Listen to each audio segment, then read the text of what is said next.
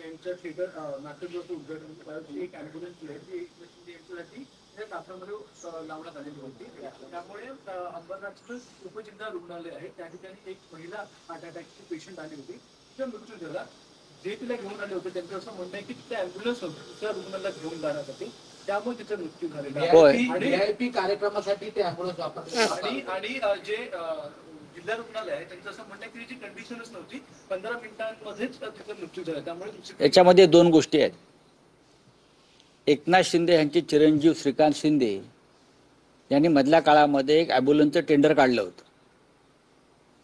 विसरलात तुम्ही?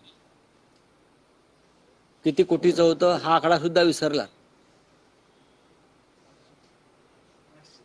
800 कोटीचं टेंडर ॲम्ब्युलन्ससाठी काढलं होतं.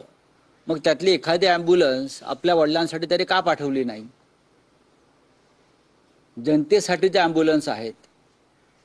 आधी तुटवडा आहे. एकतर या 800 कोटीचे ॲम्ब्युलन्स अद्याप रस्त्यावरती आलेले नाहीत, पैसे हजम झालेत. 108 नंबर करेक्ट ना.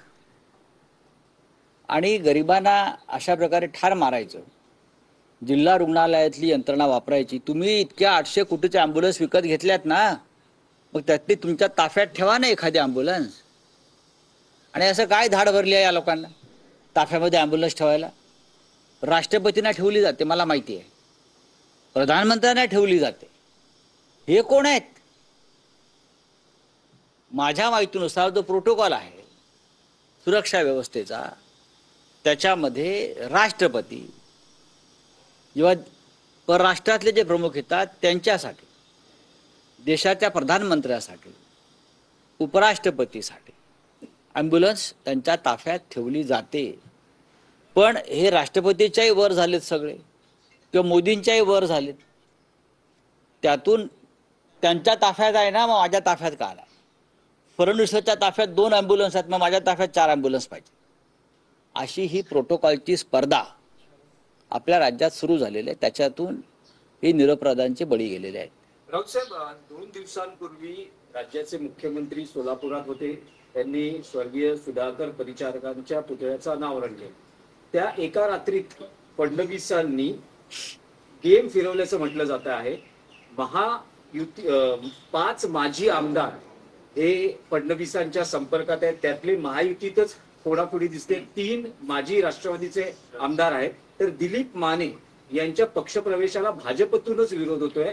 स्वतः स्थानिक आमदार आणि भाजपचे जिल्हाध्यक्ष सगळेच त्यांच्या हो, पण याच्यावरती विरोध करतात. हो, मग त्याच्यावर तुम्ही सुभाष देशमुखांचं रिॲक्शन घेतली पाहिजे. त्याच्यावर तुम्ही अजित पवारांशी बोललं पाहिजे. त्यांचे आमदार किंवा माजी आमदार फोडले जात आहेत ना, आम्ही कशाला बोलायचं आहे? मग तुम्ही आम्हाला प्रश्न विचारता हे चुकीचं आहे. ज्या भाजपच्या प्रमुख नेत्यांनी विरोध केलेला आहे या प्रवेशाला, त्यात माझ्या माहितीप्रमाणे सुभाष देशमुख आहेत. जाऊन भेटा त्यांना, त्यांच्याशी चर्चा करा, त्यांचं मत घ्या की ते विरोध का करतायत, किंवा हे पक्षप्रवेश करण्यामागे नक्की फडणवीसांना काय त्यांची भूमिका आहे. अजून त्यांना आपला पक्ष बेडकासारखा किती फुगवायचा आहे हे त्यांना विचारून घ्या. नाही, पण महायुतीतलीच ही फोडाफोडी, कारण अजित पवारांचा पक्षही असा आहे की धरणेंना डॅमेज कंट्रोल साठी पाठवलेला आहे. बरं, असं आहे की मी तुम्हाला काल पुण्यामध्ये जे चाललं आहे दंगेकर विरुद्ध मोहळ, हेही आपल्याला आरोपांचं युद्ध बघायला मिळतं आहे. मी आपल्याला काल सांगितलं ना, ऐसा कोई सगा नाही जिसने भाजपाने ठगा नाही. भाजपा सगळ्यात आधी आपल्या मित्रांवरच वार करते. भाजपा सगळ्यात आधी आपल्या नात्यागोत्यांवरच वार करते. व्यक्तिकेंद्रित राजकारण सुरू झाल्यामुळे भारतीय जनता पक्षामध्ये असे प्रकार सुरू आहेत. सुभाष देशमुख कदाचित फडणवीस गटाचे नसतील, त्याच्यामुळे त्यांच्यासमोर एक आव्हान उभं करायचं असं अनेक जिल्ह्यामध्ये आहे. आणि त्यातून असे प्रकार सुरू झाले असतील तर तो भाजपचा अंतर्गत प्रश्न आहे. चला बोला, काय हो गया?